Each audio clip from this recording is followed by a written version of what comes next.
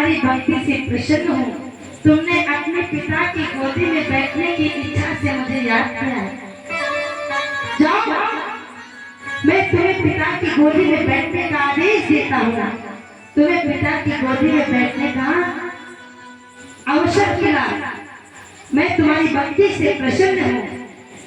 ध्रुव जी कहते हैं, क्षमा करना भगवान। हाँ, ये बात सत्य है कि मैं जब तुमसे मिलने के लिए आया था तो कामना लेकर के आया, लेकिन प्रभु जब मुझे आपका दीदार हो गया ना तो सारी कामनाएं खत्म हो गई। भगवान से मिलने के बाद कोई कामना रह जाए कहते ही नहीं। जिसे पिता परमात्मा की गोदी में गई हो, फिर उसे और किसी पिता की जरूरत पड़ेगी नहीं। प्रभु अब मुझे कुछ नहीं चाहिए। सीता राम चरण रति मोहे, अनुदिन बढ़े अनुग्रह।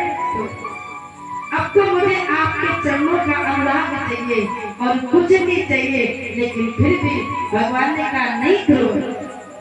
मनुष्य जीवन कर्मशील है, कर्म करना पड़ेगा और जैसा कर्म करोगे आप वैसा फल पाओगे।